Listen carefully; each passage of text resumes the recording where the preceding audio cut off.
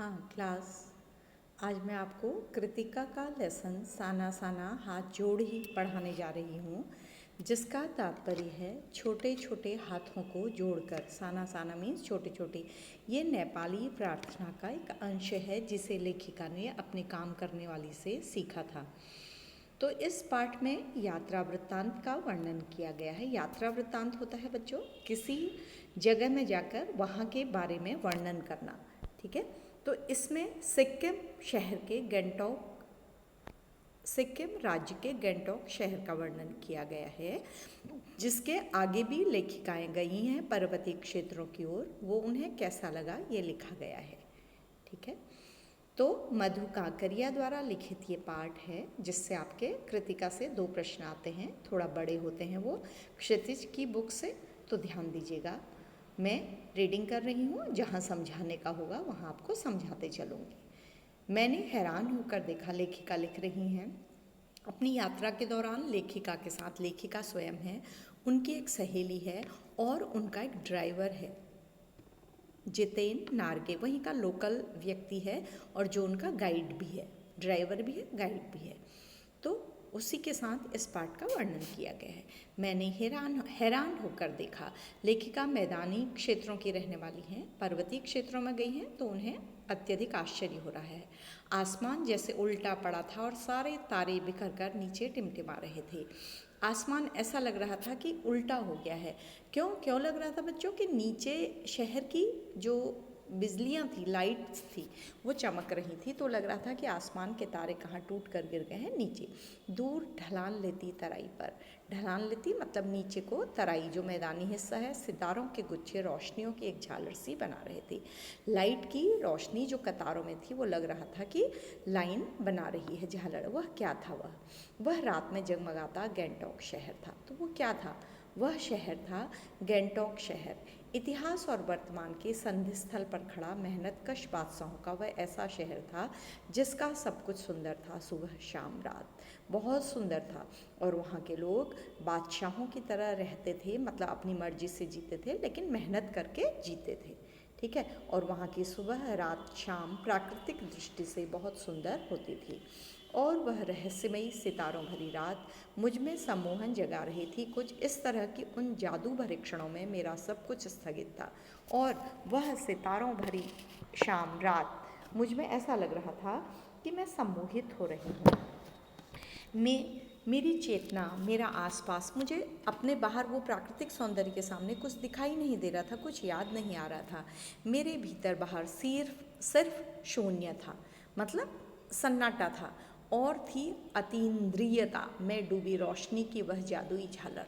और ऐसा लग रहा था कि मेरी इंद्रियों ने वह दृश्य कभी नहीं देखा है, ठीक है। इंद्रियों से परे, जिसे मैं छू नहीं सकती, जिसे मैं देख नहीं सकती, ऐसी रोशनी मेरे आसपास दिखाई दे रही थी। मेरे भीतर बाहर सिर्फ शून्य था और थी अतीन्द्रियता में डूबी रोशनी की वह जादुई झालर। किसकी झालर थी वह? लाइट की। धीरे धीरे एक उजाला प्रकाश शून्य से फूटने लगा। सुबह होने लगी। एक प्रार्थना होठों को छूने लगी, एक प्रार्थना याद आने लगी। साना साना हाथ जोड़ी गर्दहु प्रार्थना, हामरो जीवन तेमरो कौशली। एक नेपाली प्रार्थना है कि छोटे छोटे हाथ जोड़कर प्रार्थना कर रही हूँ कि मेरा सारा जीवन अच्छाइयों को समर्पित हो। ये एक नेपाली युवती द्वारा की गई प्रार्थना थी, जो लेखिका को क्या हो गई थी? याद हो गई थी। सुबह हमें युमथांग के लिए निकल पड़ना था। पिकनिक स्पॉट है वहाँ के लिए, टूरिस्ट स्पॉट है सिक्किम में, वहाँ के लिए। पर आँख खुलने में ही बालकनी की तरफ भागी। आँख खुलते ही वो अपनी बालकनी की तरफ भागी जहाँ रुकी थी। यहाँ के लोगों ने बताया था कि यदि मौसम साफ हो तो बालकनी से भी कंचनजंगा दिखाई देते। कंचनजंगा हिमालय की बच्चों तीसरी सबसे ऊंची चोटी है, जो बालकनी से, हर खिड़की से, हर घर से दिखाई देती है। हिमालय की तीसरी बड़ी सबसे चोटी कंचनजंगा। पर मौसम अच्छा होने के बावजूद आसमान हल्के हल्के बादलों से ढका था। पिछले वर्ष की इस तरह बादलों के कपाट ठाकुर जी के कपाट की तरह बंद होकर रहे। पिछले वर्ष भी लेखिका यहाँ आई होंगी तो बादलों के कारण वो कंचनजंगा को देख नहीं पाई थी, ठीक है। पर सामने ही रकम रकम धीरे धीरे रंग बिरंगे इतने सारे फूल दिखाई पड़े कि लगा फूलों के बाग में आ गई हूँ। इतने फ्लावर्स दिखने लगे, फूल दिखने लगे, लेखिका को लग रहा था कि वो फूलों के बगीचे में आ गई है। बहरहाल खैर, गंगटोक से 149 किलोमीटर दूरी पर युमथांग था। ऊपर की तरफ था युमथांग यानी घाटियाँ। युमथांग का शाब्दिक अर्थ होता है सिक्किम में घाटियाँ, वैलीज। सारे रास्ते हिमालय की गहनतम घाटियाँ और फूलों से लदी वादियाँ मिलेंगी आपको। तो सारा रास्ता फूल होते हैं वहाँ अपने आप उगने वाले, और वादियाँ घाटियाँ मिलती हैं, यानी कि दोनों तरफ से ऊंचा और बीच में गहरा।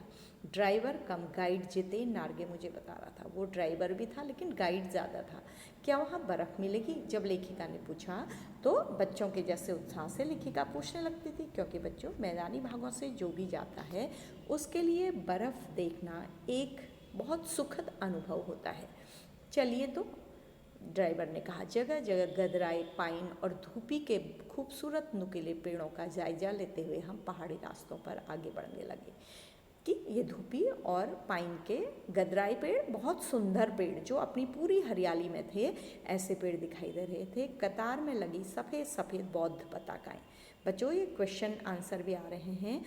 पहले आ रहा है कि लेखिका कहाँ गई थी, उन्होंने वहाँ से क्या देखा, उनमें क्या देखने का उत्साह था, ठीक है। और यहाँ आ रहा है कि शांति ध्वज। ये क्वेश्चन हमेशा आता है करीब करीब कि ये पताकाएँ किस किस का प्रतीक होती हैं वहाँ पर। ये देखिए, इस पैराग्राफ में पूरे क्वेश्चन का आंसर है।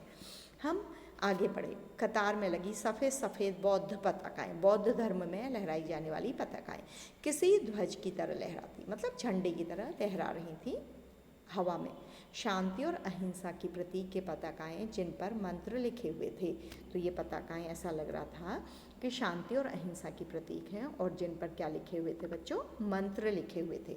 नार्गे ने बताया, नार्गे गाइड था, उसने बताया यहाँ बुद्ध की बड़ी मान्यता है। यहाँ बुद्ध को माना जाता है जब किसी बुद्धिस्ट की मृत्यु होती है, उसकी आत्मा की शांति के लिए शहर से दूर किसी भी पवित्र स्थान पर 108 श्वेत पताकाएँ फहरा दी जाती हैं। तो उसने बताया कि बौद्ध धर्म को मानने वाले जब किसी व्यक्ति की मृत्यु होती है तो 108 सफ़ेद पताकाओं को वहाँ फहरा दिया जाता है। इन्हें उतारा नहीं जाता है, ये धीरे धीरे अपने आप ही नष्ट हो जाती हैं, और इन्हें कोई उतारता नहीं है। धीरे धीरे ये मौसम, पानी, हवा से क्या हो जाती हैं? समाप्त हो जाती हैं। कई बार किसी नए कार्य की शुरुआत में भी ये पताकाएँ लगा दी जाती हैं, पर कभी कभी नए कार्य को आरंभ करने के लिए भी ये पताकाएँ लगाई जाती हैं, पर वे रंगीन होती हैं। बच्चों, ये ध्यान रखिएगा। सफ़ेद शांति की प्रतीक होती हैं, किसी की मृत्यु या शोक को अभिव्यक्त करने के लिए होती हैं, और रंगीन पताकाएँ शुभ कार्यों पर लगाई जाती हैं। नार्गे बोलता जा रहा था और मेरी नज़र उसकी जीप में लगी दलाई लामा की तस्वीर पर टिकी हुई थी।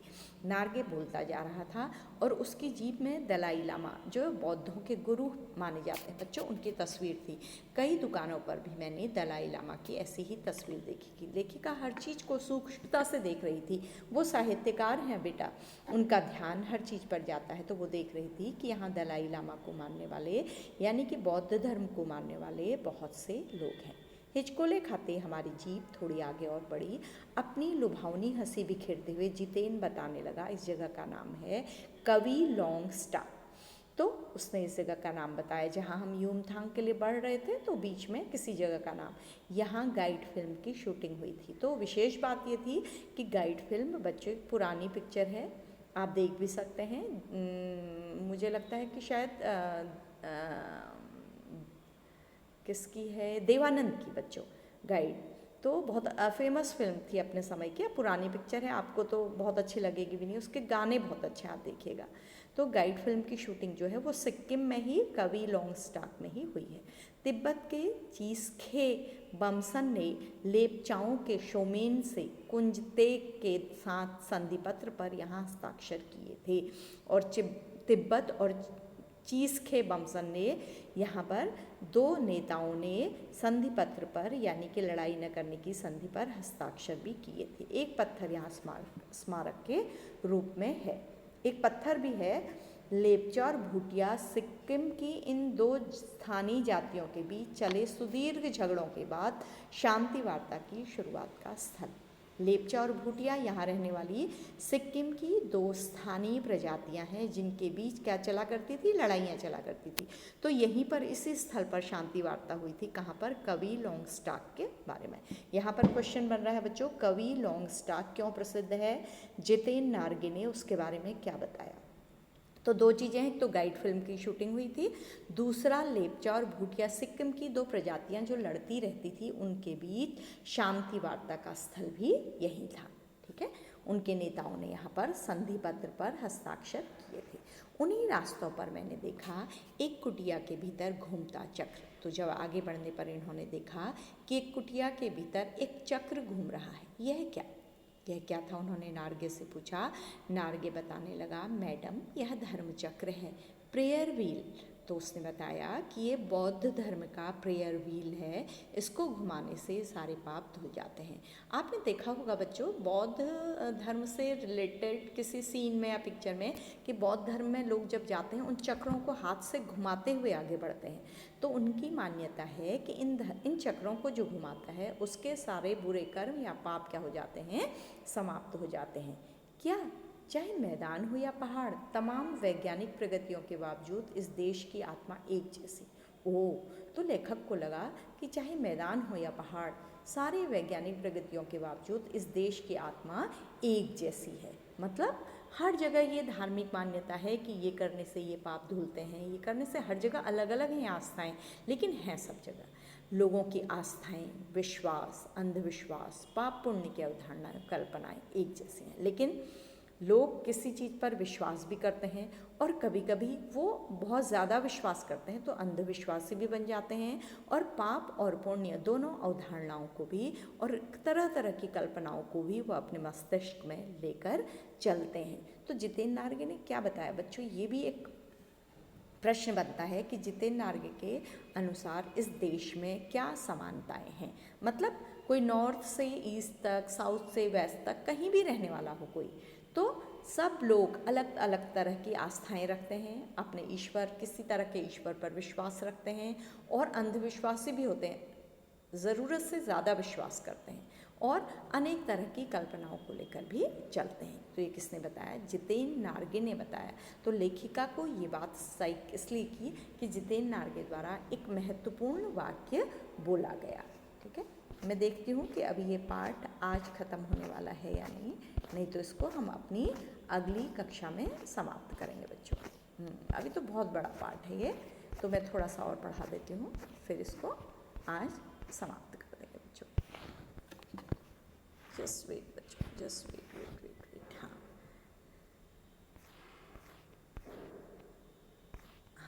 एक मिनट बच्चों।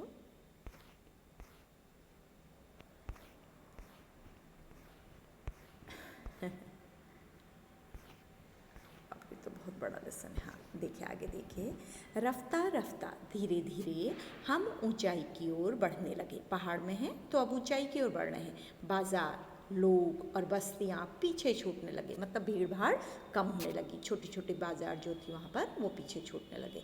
अब परिदृश्य से चलते चलते स्वेटर बुनती नेपाली युवतियाँ और पीठ पर भारी भरकम कार्टून ढोते बौने से दिखने बहादुर नेपाली ओझल हो रहे थे।